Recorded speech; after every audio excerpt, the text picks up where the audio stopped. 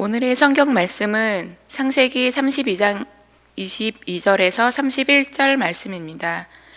그 밤에 야곱은 일어나서 두 아내와 두 여종과 11 아들을 데리고 야복 나루를 건넜다. 야곱은 이렇게 식구들을 인도하여 개울을 건너보내고 자기에게 딸린 모든 소유도 건너보내고 난 다음에 뒤에 홀로 남았는데 어떤 이가 나타나 야곱을 붙잡고 동이 틀 때까지 씨름을 하였다. 그는 도저히 야곱을 이길 수 없다는 것을 알고서 야곱의 엉덩이 뼈를 쳤다.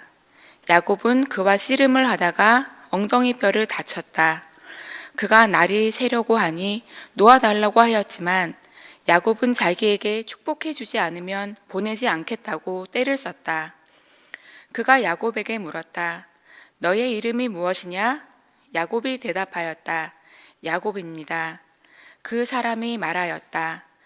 네가 하나님과도 겨루어 이겼고 사람과도 겨루어 이겼으니 이제 내 이름은 야곱이 아니라 이스라엘이다. 야곱이 말하였다. 당신의 이름이 무엇인지 가르쳐 주십시오. 그러나 그는 어찌하여 나의 이름을 묻느냐 하면서 그 자리에서 야곱에게 축복하여 주었다. 야곱은 내가 하나님의 얼굴을 직접 뵙고도 목숨이 이렇게 붙어 있구나 하면서 그곳 이름을 브니엘이라고 하였다. 그가 브니엘을 지날 때에 해가 솟아올라서 그를 비추었다. 그는 엉덩이 뼈가 어긋났으므로 절뚝거리며 걸었다. 아멘.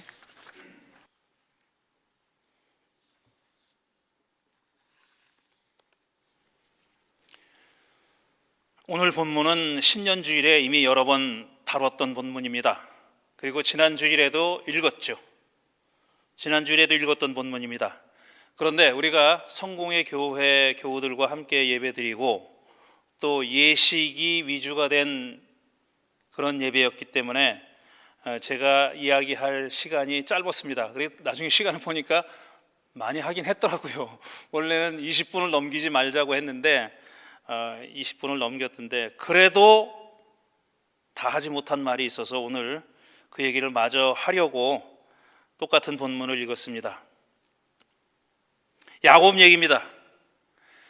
말씀드렸지만 야곱은 이스라엘의 다른 믿음의 조상들, 이스라엘 종족의 조상들, 그러니까 아브라함, 이삭, 야곱, 요셉을 비롯한 야곱의 12 아들로 이어지는 이스라엘 종족의 조상들인데 그들이 야곱만은 좀 이상한 사람입니다. 좀 특색이 있는 그런 사람이죠. 다른 조상들과는 다른 면모를 가지고 있는 사람입니다. 그런데 그게 좋은 의미에서 다른 면모가 아니라 나쁜 의미에서 그렇다는 겁니다. 그를 한마디로 규정하면은 사기꾼이라고 말할 수 있다고 제가 얘기했죠. 근데 사실 정직하게 어떤 편견을 갖지 않고 야곱 이야기를 읽어보면은 그를 사기꾼으로 규정하지 않을 수가 없습니다. 그가 한 일을 이 사람이 무슨 이스라엘의 조상이고 뭐고 아니고 그 다음에 우리 그리스도인들도 또 믿음의 조상이라고 생각하는데 그런 거 다 제해놓고 다 없애고 그냥 순수한 마음으로 깨끗한 마음으로 편견 없는 마음으로 야곱 이야기를 읽으면 이 사람은 그냥 사기꾼이에요. 한마디로 사기꾼입니다. 그런데 이런 사기꾼이 이스라엘 종족의 조상이 된 겁니다. 우러르는 조상이 됐고 또 구약 성서를 우리 그리스도교도 경전으로 받아들이다 보니까 이 사람들도 우리와 그리스도인과 무슨 상관이 있는 사람이 된 겁니다. 그래서 신약 성서에 들어오면은 이 아브라함, 이삭, 야곱, 요셉을 믿음의 조상이라고 얘기하는 거예요. 혈연으로는 조상이 아니니까. 그렇지만 뭔가 우러러야 될 그런 존재들이니까 믿음의 조상이라고 이름을 붙인 겁니다. 그런데 혈연적으로 연결돼 있다면 이건 내가 어쩔 수 없는 거잖아요. 혈연은 피하려고 해도 피할 수 없는 거잖아요. 그런데 믿음의 조상이라는 거는 후천적인 거죠. 그러니까 내가 싫으면 관두는 거예요. 그 사람 난 믿음의 조상으로 생각 안 할래 하면 안 하는 겁니다. 그런데 그리스도교는 오랫동안 이 사람을 믿음의 조상으로 생각해 왔어요. 그러다 보니까 저 같은 사람은 이 사람을 우리가 믿음의 조상으로 생각해야 되나? 물론 다른 사람들도 업앤다운이 있고 흠결도 있습니다. 모든 사람이 인격적으로 또 신앙적으로 완벽하지는 않았어요. 그렇지만 이렇게 우러를 구석을 찾아보기 힘든 인물도 없습니다. 그런데 우리가 그를 믿음의 조상이라고 불러야 하는 게 저는 좀 억울합니다. 굉장히. 저는 이 사람 믿음의 조상이라고 생각하지 않아요. 다만 이 사람이 겪은 일에서 우리가 생각해 볼 점이 있고 배울 점이 있다. 이거지. 이 사람의 인격에 대해서 우리가 훌륭하다, 본받겠다, 따르겠다, 이런 구석을 찾아보기 힘든 사람입니다. 자, 붉은죽 한 그릇에 자기 형에게서 장자의 특권을 산 것은 형이 어리석었기 때문이라고 치자고요. 그건 야곱이 아주 약삭빠르게 머리를 굴린 거지만, 잔머리를 굴려서 그렇게 한 거지만, 기본적으로는 에서가 어리석었기 때문에 벌어진 일입니다. 장자의 권리라는 것을 하찮게 생각한 거죠. 지금 21세기에는 그럴 수 있어요. 장자, 우리 호적법이라는 것도 바뀌었고 장자가 특별한 건 누리고 있는 게 없잖아요. 하지만 지금부터 3000년 전 이전인 이 이스라엘의 족장 시대, 야곱의 시대는 그렇지 않았어요. 장자가 다 먹는 겁니다. 장자가 다 먹는 거예요. 둘째, 셋째는 장자가 시혜를 거둬서 시혜를 베풀어 가지고 나눠주는 거예요. 아버지가 시혜를 베풀어서 나눠주는 거지, 기본적으로 모든 재산권은, 그 다음에 이 종족을 건사하고 이어야 할 그런 책임은 죄다 장자한테 가는 거예요. 근데 에서가 그 붉은 죽 한 그릇에 장자의 권리를 양도했으니 이건 에서가 어리석어서 그랬다고 치자고요. 그렇지만 두 번째로 또 형과 아버지를 속인 일은 무슨 말로도 변명이 되지 않습니다. 아버지가 형에게, 에서에게, 자, 맛있는 거 한 그릇 해와라. 그럼 내가 마지막으로 죽기 전에 너에게 축복을 하고 하마, 이렇게 했어요. 근데 그걸 엿들은 어머니가 야곱이랑 짜고 그걸 가로챈 거 아닙니까? 아버지를 속였어요. 속여서 그 축복을 야곱이 대신 받았어요. 나중에 에서가 와서 자기도 좀 나눠달라고 하니까 절대 그거 못한다 그랬습니다. 이미 축복한 거는 돌이킬 수가 없고 물을 수도 없다고. 그렇게 에서가 가만히 있었겠습니까? 야곱을 죽이려고 했죠. 쌍둥이 동생인데 그걸 죽이려고 했어요. 그래서 도망갔죠. 외삼촌 라반의 집에서 20년을 거의 종살이 하다시피 하면서 살았어요. 거기서 외삼촌과 조카가 서로 속이고 하는 옥신각신이 있어서 결국은 이 사람이 거기서 4명의 아내와 11명의 아들, 그 다음에 1명 혹은 그 이상의 딸을 얻었어요. 부자가 되고 또 자식이 많은 게 축복의 상징이니까 복을 많이 받은 거예요. 누가 봐도 그런 사람이 됐습니다. 그러다가 외삼촌과 이제 사이가 좀 틀어져서 귀향을 하지 않을 수 없게 됐죠. 그 집으로 돌아가는 길이었어요. 지난주에 말씀드렸지만 이 야곱은 자기의 그러니까 잔머리 굴리는 재주를 발휘해 가지고 이렇게 이득을 얻은 거예요. 자기 형도 속이고 그 다음에 라반도 속이고 이득을 얻었어요. 아주 철저한 계획과 의도를 가지고 그런 일을 했어요. 그런데 그의 생애 가장 중요한 전환점이 된 몇 가지 사건들은 그의 계획과 무관하게 일어났다라고 제가 말씀드렸습니다. 형에게서 도망쳐서 라반에게로 갈 때 한 곳에서 돌베개를 베고 자다가 꿈에 하나님의 음성을 듣습니다. 사닥다리에 천사가 오르락내리락 하는 것을 보더니 하나님이 위에서 몇 가지 약속을 하시죠. 땅을 주겠다, 수많은 자손을 주겠다, 너와 계속 동행해 주겠다, 그 다음에 무사히 집에 돌아오게 해주겠다. 4가지 정말 야곱의 절실한 소원을 들어주겠다고 약속을 합니다. 그래서 그곳을 베델이라고 부르죠. 하나님의 집이라는 뜻이에요. 베델이라고 불렀어요. 그곳 이름이 베델이 됐다는 겁니다. 두 번째 정말 예기치 못한 사건이 오늘 본문입니다. 귀향길에 자기 혼자 야복강 나루터에 앉아서 잠을 자는데 이때도 밤이에요. 근데 이번엔 꿈이 아닙니다. 진짜 사람이 나타났어요. 어떤 사람이 나타나서 다짜고짜로 그의 허리춤을 잡고 씨름을 하자고. 밤새도록 겨뤘다는 거예요. 근데 그 어떤 이가 야곱을 이길 수 없다는 걸 알고 엉덩이뼈를 탁 쳤죠. 반칙을 한 겁니다. 그래서 무릎을 꿇렸어요. 사실상 진 거죠. 그리고 이름을 바꾸는 축복을 베풀고 이름을 물어보고 너 이제부터 이스라엘이라고 불러라. 이름이 바뀌는 그런 축복을 얻었고 그 다음에 또 실제로 어떤 축복인지 몰라도 축복해 줬다 그랬어요. 그리고 그 사람은 떠났고 그때 해가 돋았다. 그래서 그곳을 그때 이제 야곱은 내가 하나님의 얼굴을 직접 보고도 안 죽었구나 하면서 그곳 이름을 브니엘이라고 불렀다는 거예요. 베델은 하나님의 집, 브니엘은 하나님의 얼굴입니다. 하나님의 얼굴이라는 뜻이에요. 이렇게 야곱의 생애는 두 번의 정말 예기치 못한 계획에도 없었던 그런 사건이 벌어졌습니다. 근데 흥미로운 거는 야곱이 이 이후에는 나머지 야곱의 이야기를 읽어보면은 자기가 무슨 계획을 해서 벌인 일이 없어요.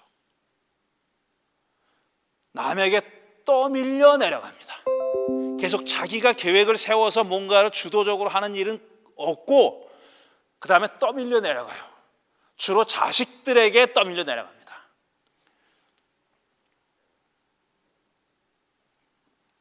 어느 곳에 머물렀는데 세겜이라는 곳에 머물렀는데 그의 딸 디나가 세겜 왕자한테 강간을 당해요. 그러니까 아들 둘이 복수를 하자 그랬더니 말립니다. 그러다 우리 다 죽는다. 야곱이 말려요. 그 아들들을. 하지만 말리긴 했지만 아들들이 듣지 않아요. 그리고 거짓말을 합니다. 그 사람한테. 야, 니네 할례를 다 받으면 이 성의 남자들 다 할례를 받으면 내 딸을 줄게. 그래가지고 그 말에 혹해가지고 남자들이 다 할례를 받아서 꼼짝 못하고 있는 사이에 다 도륙을 합니다. 이건 야곱의 의지와는 상관없이 일어난 일이에요. 그 다음에 또 어떤 일이 일어났습니까? 형들이 짜고 요셉을 팔아먹었죠. 죽이려고 그랬어요. 편애를 받는 요셉을 죽이려고 그랬다가 차마 못 죽이고 이집트에 팔아먹어요. 거기서도 야곱은 무력합니다. 아무 짓도 못해요. 그리고 아들들이 자기를 속였어요. 그런데 그냥 속아 넘어가요. 아주 무력한 사람이 됩니다. 저는 이렇게 무력한 사람이 됐던 계기가 뭐냐 하면은 이 씨름에서 엉덩이뼈를 맞은 것이 그걸 상징한다 이렇게 봅니다. 그 다음에는 야곱이 굉장히 무력한 존재가 되어버렸어요.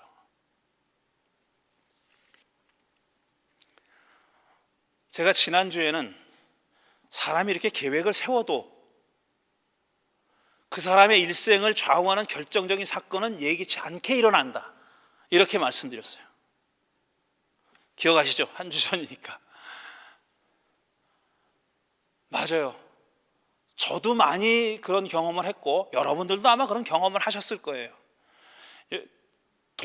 되돌아보면은 각자 자기의 일생을 되돌아보면은 자기가 계획해서 이룬 일보다는 자기 생각과 의도와 계획이 없었는데 느닷없이 일어난 일이 더 기억에 남습니다. 그리고 그 기억에 남는 일들은 어떤 일들이냐면 나의 생에 크고 작은 어떤 전환점이 됐던 사건들이에요. 그런 사건들은 내가 아무리 주도 면밀하고 계획을 세웠어도 그것과 무관하게 그냥 닥쳐오는 겁니다. 제가 작년 말에 계속 여러 번 얘기했던 크로노스와 카이로스 같은 거예요. 카이로스라는 사건은 내가 어떤 계획하에 벌어지는 사건이 아니에요. 나의 계획하에 벌어지는 일들이 아니에요. 느닷없이 그냥 내 생에 뚫고 들어오는 겁니다. 위에서 아래로 그냥 꽂히는 거예요. 꽂혀가지고 어머 이게 뭐야? 이게 뭐야 하는 이런 일이 왜 일어나지? 왜 하필이면 이때? 이런 일들. 이건 계획에 없는 일이에요. 야곱도 그렇고 아마 여러분 생을 돌아보시면은 길고 짧은 여러분 생을 돌아보시면은 여러분 생에도 그런 일들은 늘 그렇게 예기치 않게 일어났을 겁니다. 제일 큰 거 하나만 얘기해 볼까요? 전 미국 와서 살 생각 눈꼽만큼도 없었습니다. 정말. 여러분 다 그렇죠? 눈꼽만큼도 없었어요. 이렇게 30년을 살 거라고 저는 꿈에도 생각하지 않았습니다. 근데 이렇게 되잖아요. 여러분 다 비슷할 거예요. 그런데 제가 드리고 싶은 말은 이제부터입니다. 사람이 계획이라는 것을 안 하면은 그런 일도 안 일어납니다. 그냥 흘러가는 대로 살자, 좋게 말해서 흘러가는 대로 살자지, 이거는 아무 계획도 없이 아무 의도도 없이 그렇게 그냥 흘러가면은 위에서 아래로 꽂히는 일도 안 일어나는 거예요. 왜 일이 위에서 아래로 또 꽂히느냐, 왜 의도치 않느냐 하면 내가 계획을 갖고 있었기 때문에 그런 겁니다. 그렇기 때문에 그게 예기치 않은 일이 된 거고 계획에도 없던 일이 되는 거죠. 안 그렇습니까? 그거에 저는 이 야곱의 이야기가 우리에게 주는 가르침이 있다면, 어떤 교훈이 있다면 그런 거라고 생각합니다. 이 사람은 아주 잔머리 굴려가지고 계획을 했어요, 다. 근데 사람 일이 다 계획대로 되지 않아요. 그게 계획한 대로 이루어지지 않는다는 것뿐 아니라 그 계획을 충격적으로 방향 전환시키는 일은 늘 예기치 않게 일어나더라. 그래서 나의 계획에 대해서 생각해 보게 만들더라. 내가 과연 이 계획을 잘 세운 건지, 선의해서 세운 건지 하는 것을 생각해 보게 만드는 겁니다. 그게 제가 드리고 싶은 얘기였고, 두 번째로 많은 질문을 받습니다. 제가 목회 생활을 하다 보면은 왜 이런 작자가 존경받는 조상이 돼야 됩니까? 제가 말씀드렸어요. 저는 존경 안 해요. 이스라엘 존경 안 합니다. 그런데 이 자를 존경받도록 써 있어요. 성경에는 믿음의 조상이라고, 아니 이스라엘의 조상이라고. 그리고 유대 사람들은 지금도 이 사람들을 자기 종족의 시조로 여기고 있는 겁니다. 그리고 지금 이스라엘 사람들이 지금 살고 있는 땅이 우리 거야, 팔레스타인 사람들로 다 나가, 이건 하나님이 우리에게 주신, 선물로 주신 땅이야 라고 주장하는 이유가 뭐냐면 아브라함에게 그 땅을 약속했다는 거예요. 야곱이 베델에서 잠잘 때, 그래서 환상 중에 오르락내리락 보고 하나님의 음성을 들었을 때도 하나님이 땅을 약속해요. 너와 내 후손들에게 땅을 주겠다, 그렇게 약속합니다. 그러니까 지금 21세기를 살아가는 이스라엘 사람들이 그 땅 우리 거야, 배타적으로 우리 거야, 니들 다 나가 라고 주장하는 이유는 이겁니다. 근거가 지들은 구약을 믿지도 않으면서 이거는 믿어요. 이거는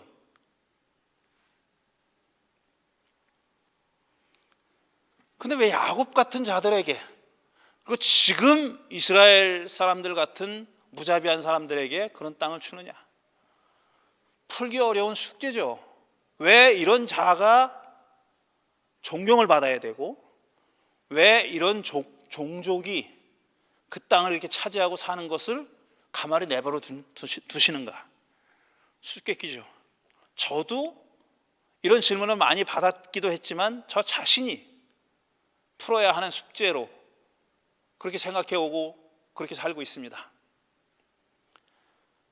근데 저는 지금은 이렇게 생각합니다.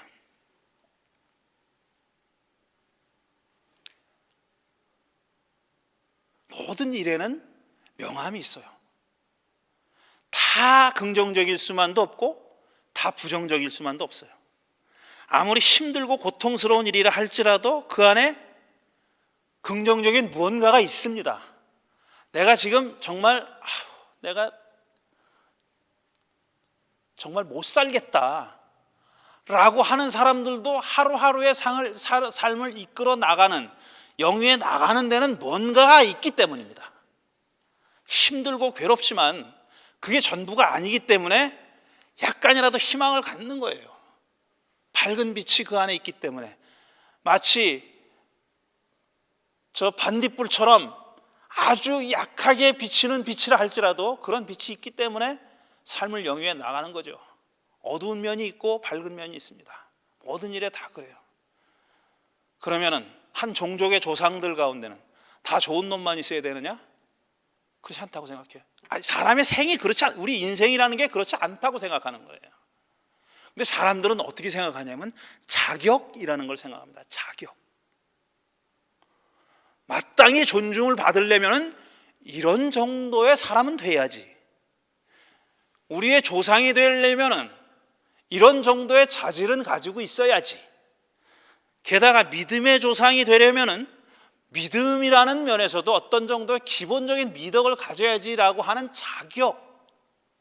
자격이라는 걸 늘 우리는 생각해요.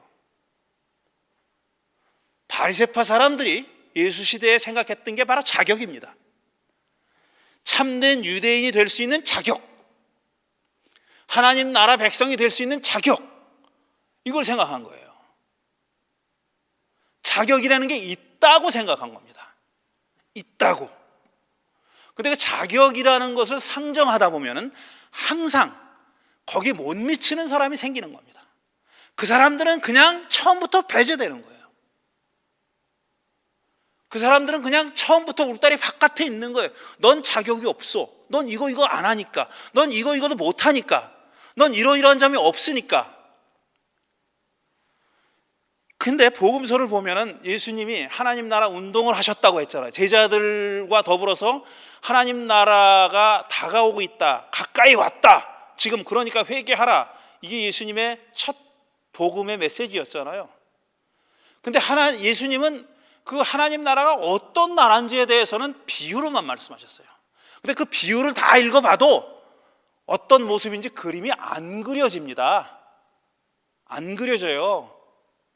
그냥 그래서 우리는 뭘 생각하냐? 구약 성경에 어떤 유토피아 같은 세계를 그린 이사야서 같은데 아이가 독사굴에다 손을 집어넣고 육식동물과 초식동물이 같이 들판에서 뒹굴어 놀고 뭐 이런 거.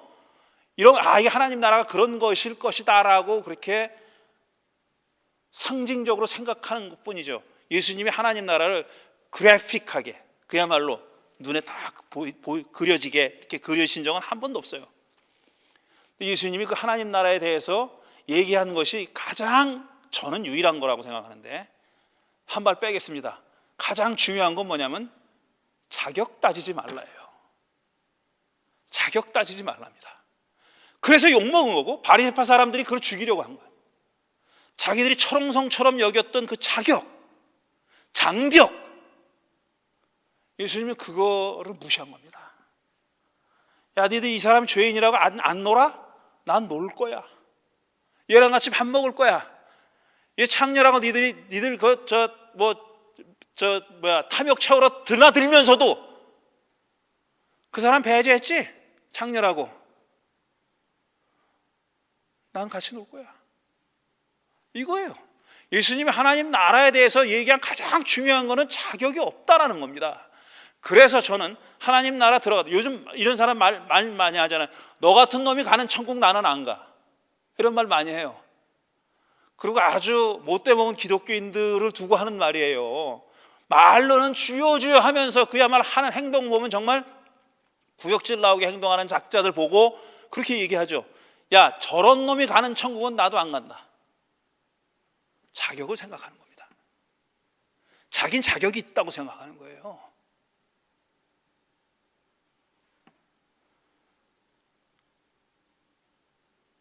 예수님이 죄인들과 세리들과 창녀들과 함께 어울리신 것은 자선이 아닙니다. 그걸 자선으로 오해하는 순간 우리는 타락하는 거예요. 그거는 그야말로 자격을 묻지 않겠다라는 거예요. 사람의 생은 어떻게 될지 모릅니다. 죽을 때 가봐야 아는 거예요. 그 사람이 어떻게 변할지 누가 합니까? 또 내가 어떻게 변할지 어떻게 합니까? 그래 중요한 것은 뭐냐면 자격 따지지 말고 장벽 따지지 말고 거기 그 문을 열고 들어갈 수 있는 사람의 자격 따지지 말고 열어놓는 겁니다. 나를 위해서도 열어놓고 나의 경우에도 열어놓고 내가 어떻게 될지 모르는 거고 그 다음에 남을 위해서도 열어놓고 앞으로 일어날 일이 어떤 일인지에 대해서 열어놓자는 거예요. 하나님의 섭리라는 것은 우리를 좋은 일로만 좋은 대로만 인도한다는 그 뜻이 아니에요. 일어나는 모든 일들을 하나님께서 뜻이 있어서 나를 이끌어 가시는 것으로 받아들이는 것, 그게 섭리신앙입니다. 무슨 일이 일어나든지 간에 이건 하나님께서 뜻이 있어서 길게 보고 하시는 일이려니 하고 우리가 열어놓는 거예요. 불평하지 말자는 게 아니에요. 불평해야지. 그리고 소리 지르지 말자는 것도 아니에요. 하나님이 욕하고 소리 질러야지 당연히. 어찌 이럴 수가 있습니까? 하늘에다 대고 삿대질하고 주먹질 해야죠. 그렇지만 마음 한구석으로는 일어난 일이다. 이걸 어떻게 내가 어떻게 방향 전환할 건가? 하는 걸 생각하는 게 신앙이라고 생각합니다. 2023년에 무슨 일이 일어날지 누가 알겠어요? 계획 세우지 말자고 말씀드리고 싶어요. 너무 큰 계획은 우리를 실망시킵니다. 너무 작은 계획은 우리를 쪼잔한 인간으로 생각하게 만듭니다. 중요한 것은 열어놓자 하는 겁니다. 내 생에 대해서도 열어놓고, 이웃에 대해서도 열어놓고, 어떤 종교에 대해서도 열어놓고, 계층 계급에 대해서도 열어놓고, 모든 사람에게 우리를 열어놓을 수 있는, 그게 바로 하나님 나라의 운동에 동참하는 예수의 제자들의 삶의 자세라고 저는 믿습니다. 드린 말씀 생각하며 잠시 묵상하는 시간 갖겠습니다.